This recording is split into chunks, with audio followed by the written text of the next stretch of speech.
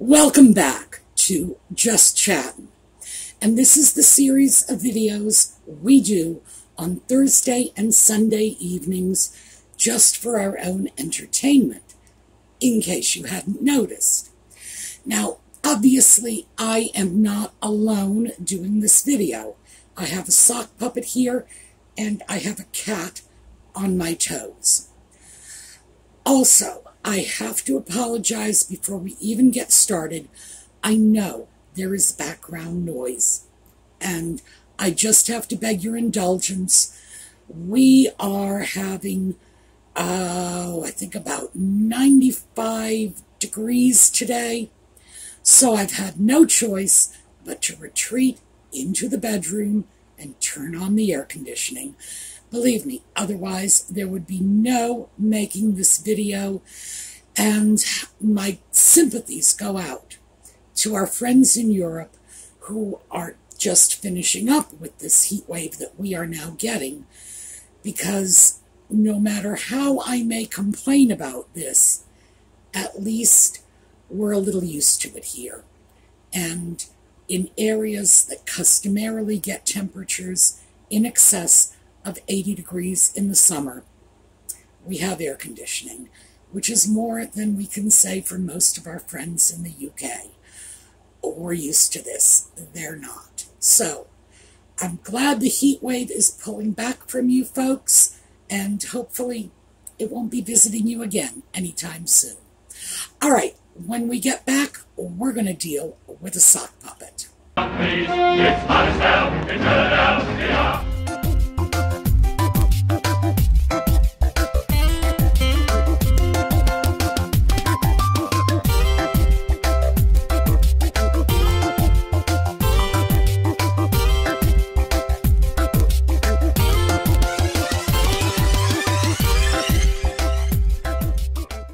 So, yes, we're talking about the sock puppet. And the sock puppet has apparently launched a cleanup campaign to sanitize his rather pathetic public image right now. And this is People magazine. Let's see, where is it? Right up here. People. Special issue. It's going to be on sale all summer long. For those of you who can't wait to get your hands on some 30 pages of Harry's puff PR. So why is this necessary? Well, 6 weeks ago at the Jubilee, he was booed. Must have come as a shock to him, certainly judging by his expression. When he was facing the crowds, it did come as a surprise to him. Doesn't come as any surprise to the rest of us. Harry was at one time the adored little darling of the royal family. People just cast back in their minds to Diana's funeral, and little Harry is sort of quietly trudging along behind the coffin, and Harry, of course, has gone very far out of his way to make sure we all have a very clear recollection of who his mother was, never fails to remind us every chance he gets. But here's the problem. Back in the days when Harry was popular, what we have is Harry then and Harry now. Huge, huge change. So when we start looking at who Harry is, especially those of us in the US, because we didn't have that, Diana association. Some of us might have followed the royal family in the magazines or whatever, but for most of us, it wasn't our daily fare in the newspapers. Now, Harry was just sort of a footnote occasionally, mostly when he got himself into trouble. Who Harry is now is an out-of-touch mental basket case, claiming that he is a mental health counselor and telling us how we should live our lives in eco-friendly ways, and use his travelist agency for our vacations. In the meanwhile, Harry himself is flying everywhere in private jets, touring around not just in one SUV, but a handful of SUVs for his entire entourage, living on his 5-acre estate in drought-prone California with his beautiful, immaculate, well-maintained, verdant lawn. Come on. The hypocrisy and the complete lack of consistency is really starting to wear thin. So, Harry comes back from the Jubilee, and he needs to fix his reputation. So, step one is this magazine. Oh, here's the back. Let's remind everybody he was in the service. And then it was his foray into international politics, speaking at the UN on Nelson Mandela Day. Now, I have no idea what qualifies Harry to address anyone, even that empty room, on the subject of Nelson Mandela, or any other subject for that matter, because this is a person with no real experience at anything. This is an adult man who had a wife and a putative child, with another putative child on the way, complaining on national television that he was literally cut off by his family financially. Now, once again, no, he wasn't literally cut by anybody. But here he is. His family cut him off. What? It's like the idea that maybe he should make his own way in the world didn't occur to him.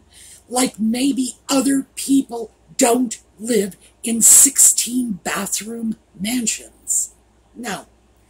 So far out of touch, it would be laughable if it wasn't for the fact that it's just not sinking in his head. And he is continually lecturing the rest of us on how we should live our lives. And keep in mind, this is a man who has probably never changed a flat tire, probably never ironed his own shirt, never worried about whether or not he was in danger of not paying the utility bills because he might lose his job. In fact, just the opposite, because let's remember that Harry is the one who told the rest of us we should just quit our job if it doesn't bring us joy. Oh yeah, that's really in touch with the people. It's crazy. It's like this bubble person is lecturing all of the rest of us all the time. So here's the thing with the UN speech, and yes, this is the point. I am slowly getting to it, but I have to admit, he pushes my buttons, especially when he criticizes the government of this country that has given him a home, this country that has given him the freedom to speak his mind. The irony of this man who declared our First Amendment bonkers when it was that very First Amendment that gave him the right to criticize the First Amendment in the first place. Do they even hear what they are saying?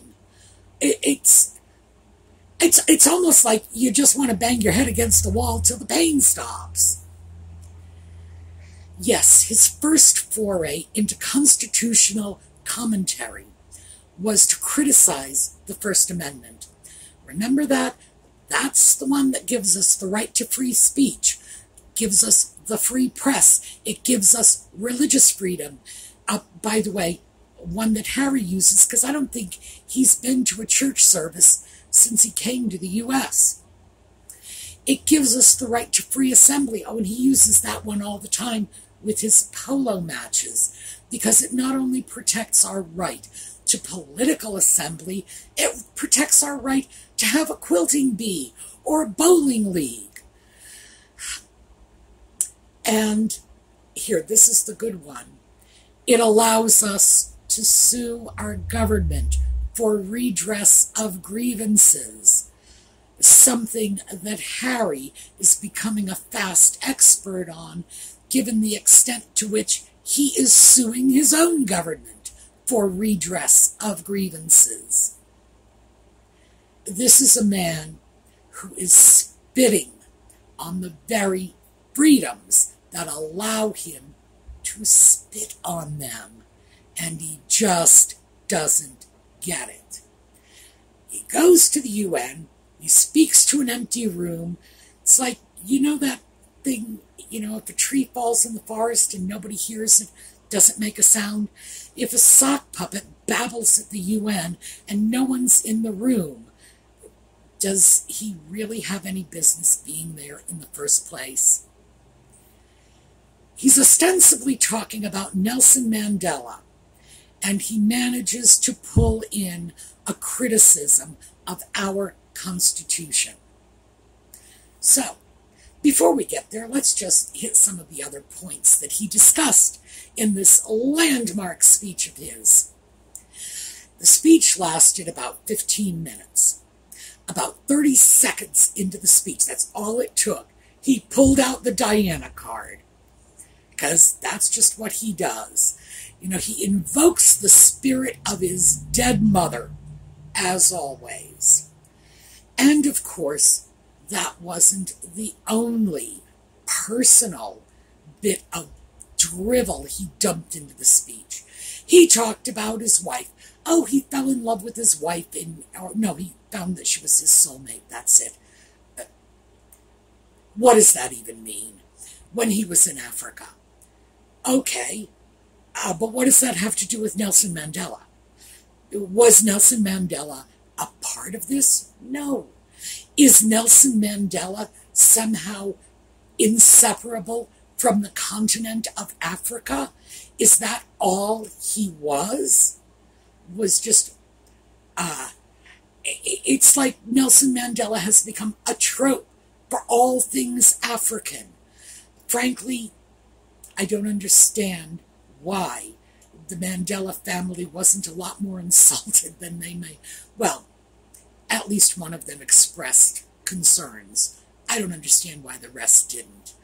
The speech barely touched on Mandela, and when it did, it was mostly in connection with Diana, Harry himself, to speak about his love of Africa and how Mandela inspired him to do all the great work Harry, is doing with Archie and Travelist and whatever his nonsense is. How Africa always felt like home to him, but, it did give me an idea, because we've always been casting about to try to see how we could get rid of Harry. So, yeah, I'm willing to pay the postage. We'll box him. We'll ship him to Africa. If that's where he'll be happy, I'm all for it. And then, from there, he goes on to the pandemic, the Ukraine. Okay, I have no idea what Nelson Mandela has to do with the pandemic or the Ukraine. And just this laundry list of Harry's personal grievances, including the rollback of our constitutional rights. Yes, Harry got Roe v. Wade in there. Now, we all know Harry has no idea what Roe v. Wade is all about. Somebody told him that rolling back Roe v. Wade was a bad idea. Does he even understand the constitutional basis for that decision in the first place? Is he aware of the fact that back in the 70s, when Roe v. Wade, when that decision was made, many people, many feminists, many people in the pro-choice camp had said, this is not the best way to ensure the right to choose. Many of us, and myself, absolutely, I never thought it would have lasted 50 years. I thought the decision was based on the wrong criteria. Roe v. Wade is a privacy issue. It's not about a woman's right to terminate an unwanted pregnancy. It is about a woman's right to privacy in her medical decisions. It's very much the same as in the UK, by the way. And the UK does not have abortion on demand. So if Harry is, as the little woman claims, a good feminist, I wonder why he didn't take the fight up way back when he was in the UK. No, it's our Constitution he's going to criticize. We are not going to fight out Roe v. Wade on this channel. Way too complicated. And as I've said, even legal scholars are still arguing about this, and I am no legal scholar. What Harry is doing, meddling in this, is absolutely beyond me. But anyone who has had any doubt that Harry's meddling in U.S. politics was simply the slip of the tongue on some unscripted podcast can give that one up right now, because this was not an unscripted speech. Harry clearly memorized that speech, and we know, because he used complex sentences, and Harry is utterly incapable of forming sentences of that level of complexity on the fly. He just can't do it. He doesn't have the brain power. The man's a sock puppet.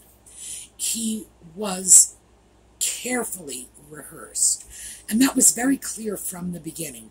When he was speaking, it was clear he had repeated that again and again and again till he got it right.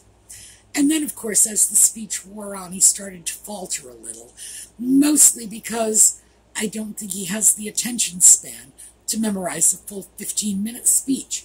He probably got about 7 minutes of it down, and then the brain shut down a bit.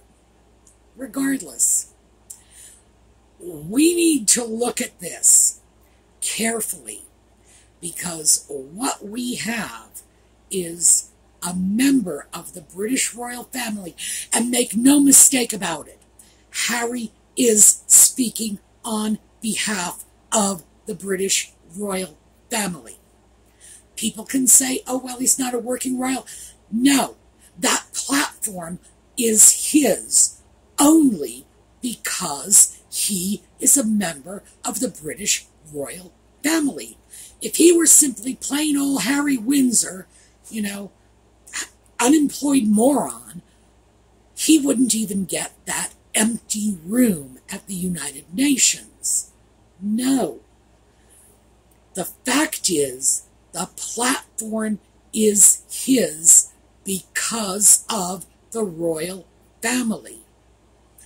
Therefore, when he speaks, even if he says it's not so, even if Grandma says it's not so, he is speaking with the voice of the royal family, under the color of their authority. By the way, that's a very specific term. And in the United States, this is a legal term. I am not a lawyer, just giving you a definition. We have a term called the color of authority. And that term is used to describe actions a person who may not actually have authority takes, where there is a perception that the authority exists. In other words, a cop who's off duty but he's walking down the street in his uniform. He may not actually be on the clock, but he's operating under the color of authority. It's that sort of thing. And Harry is like that off-duty cop who just won't take off his uniform. When he speaks, he is speaking on behalf of the nation. And they can deny it all they please. Harry can deny it. The Queen can deny it. The Parliament can deny it. The British people can deny it. But until somebody states authoritatively that this person is not speaking on behalf of the Crown, it has to be an authoritative statement. He's still going to be operating under the color of authority, and that's all there is to it. You just have to recognize that the public perception is what it is. And as I said, he would not even have these platforms if it was not for that connection with the royal family. And it is a connection that he trots out at every opportunity. When does Harry fail to mention Princess Diana? When does he not use his title? When is he not the Duke of Sussex? Lord knows that his wife, the feminist, never hesitates to use Duchess of Sussex. This is, in my opinion, a clear and flagrant case of a British royal meddling in American politics. We can excuse what's gone before. I mean, you have to twist it sideways and look at it on an angle, but still, you might be able to say, well, he didn't mean it. But this time, there's no doubt. He did mean it. It wasn't just a public statement. It was an international statement. It was a statement made in the UN building, even though, as I say, it was made to, a handful of people, because nobody was there. What we need to do, and when I say we, I don't just mean we as Americans. I mean we as the English-speaking world. We need to say with one voice that we as Americans will not tolerate this. And our friends in the UK and the Commonwealth countries need to say with one voice, this man does not speak for us. We all know that, at least as far as I can tell from the comments from the viewers on this channel, that our friends overseas are not trying to tell us how to live our lives. As far as they're concerned, we do our thing, they do theirs. We have a tremendous commonality of interests, of cultural interests, political interests, military interests, linguistic interests. We have a joint heritage, but we are all independent nations, and we all choose our own paths through our own free elections. We're not supposed to be going over there telling them what to do. They're not supposed to be coming over here telling us what to do. And as far as I can tell, the people are not in support of this. So we have to reject this. We simply have to say no. Sorry, Harry, no. You don't get to tell us in the U.S. how we define our constitutional rights. No, you don't get to drag the picture of your late mother from the UK and imply just by the use of your title that you are speaking on behalf of the British Crown, the British government, the British people. We have to put a stop to this. Personally, I don't know exactly how that is going to take place. I'm not looking to start a movement or anything like that. I believe the best way to stop this is one voice at a time. Every one of us just saying, no. No, Harry, you do not have an opinion that I care to hear.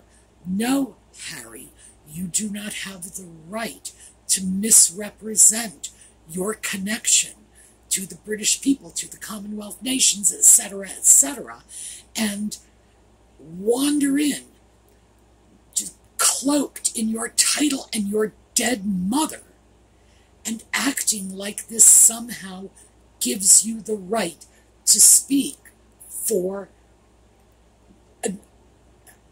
not just one nation, but many nations. So we have to reject this. And I would say if there is one takeaway from all of this, it's that, in the immortal words of Nancy Reagan, just say no. And we need to start saying no to Harry. All right, that is what I have for you today. We are going to take a look at a slideshow on the way out. I think it will probably be a nice slideshow of the Queen. I am getting concerned as time goes by for her health and welfare. So I would say let's continue to enjoy her while we are all still fortunate to have her with us. All right. I will see you all over the weekend for thrifting videos and again on Sunday night for more Just Chattin'.